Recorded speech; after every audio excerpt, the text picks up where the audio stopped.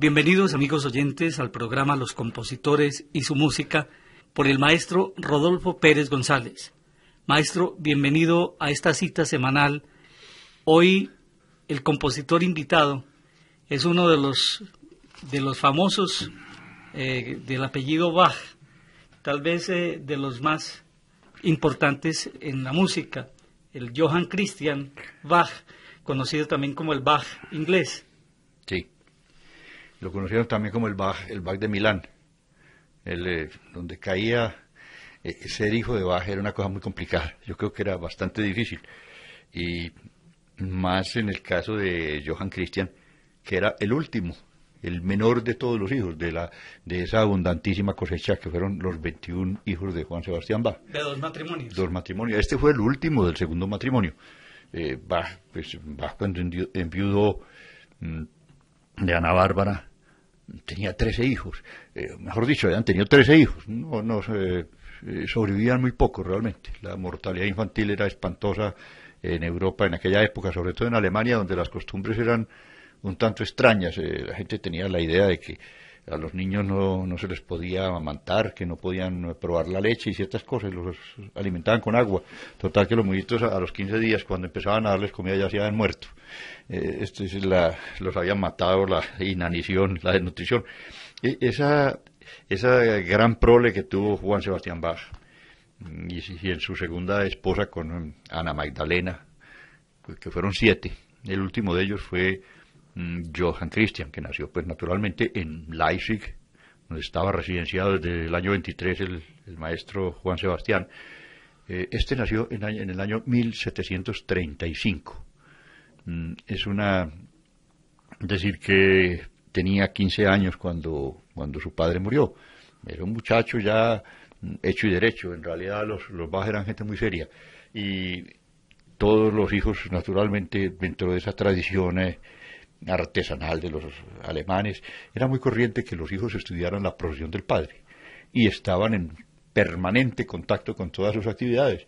Total que los muchachos desde muy pronto pues aprendían a tocar el clave, inclusive aprendían otras cosas, a tocar el violín, tocaban muchos instrumentos, 4 o 5 instrumentos, y le ayudaban en algunas tareas muy dispendiosas, como era por ejemplo el de sacar las partes. Esa sacada de partes se conversa. Hoy por hoy ya no sabemos qué es eso, porque se trabaja generalmente sobre música impresa, y generalmente si se necesita una copiecita adicional, pues se saca una fotocopia, pero esas gracias no se podían hacer en aquel entonces había que sacar una por una las copias, y había que verificar que esas copias estuvieran bien, porque se repartían las copias a la orquesta y había que probar con la orquesta a ver cómo andaba aquello, para que no fuera a haber errores, o las tenía que corregir el propio autor. La cosa era muy compleja, y naturalmente en estos oficios le ayudaban los hijos y la esposa. Ana Magdalena copió centenares y centenares de obras, no solamente la partitura, sino sobre todo las partes. Aquella cosa de la obligación de la cantata semanal era una obligación pesada. Había que hacer una cantata o presentar una cantata. No le exigían que fuera propia.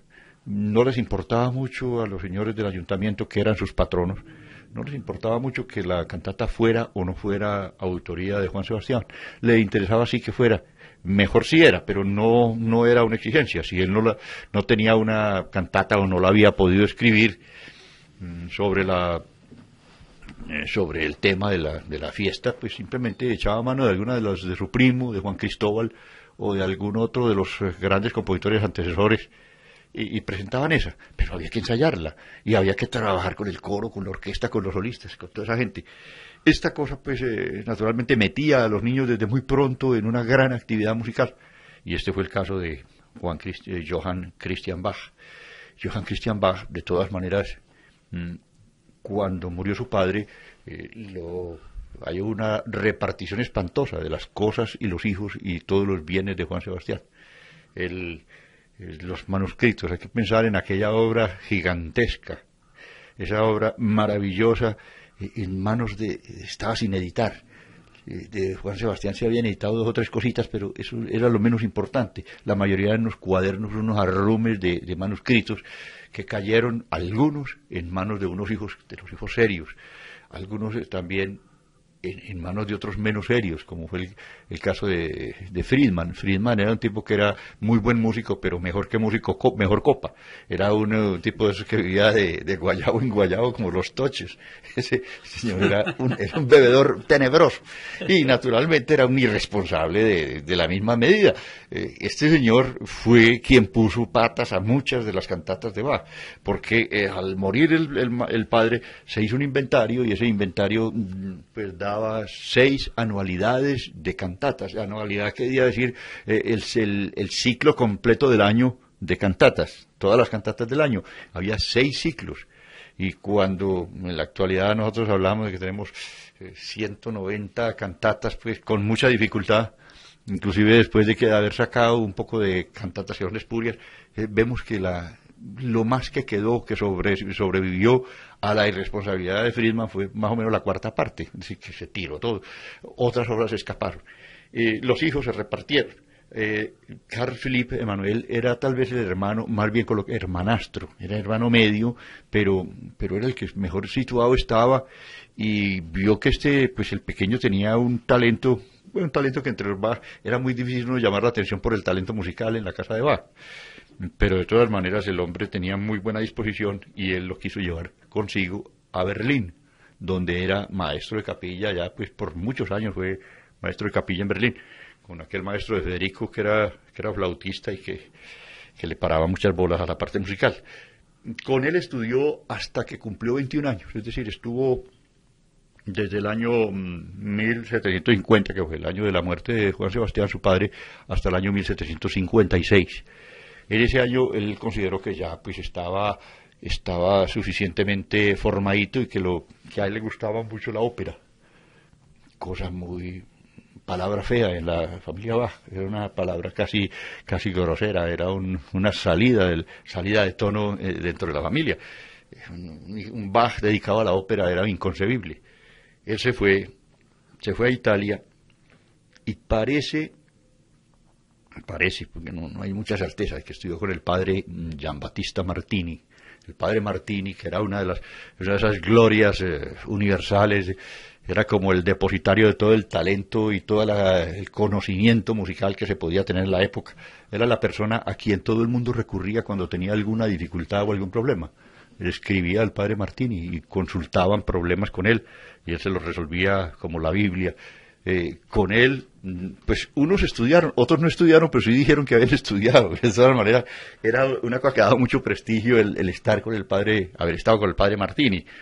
Y pues al lado del padre Martini, en un medio que era, pues en realidad, de mucha actividad musical, y sobre todo en el campo de la música religiosa, él vio la posibilidad de quedar como maestro de capilla en Milán, pero había una circunstancia que no acomodaba. Él era el luterano, y era una condición natural, pues nadie la había puesto, pero se suponía que el maestro de capilla en la catedral de Milán tenía que ser un católico, y él se convirtió. No se sabe si lo uno por lo otro o lo otro por lo uno, pero parece que él se había convertido al catolicismo, que era otra salida de digamos, otra desvinculación de su raigambre protestante y de la familia Bach. Una de las tradiciones de la familia Bach era su religión, que la tomamos muy en serio, no era charrandito. Pues ahí habría que hacer bueno, ya en otra oportunidad lo haremos, que es esa relación extraña que hubo entre Bach y el catolicismo.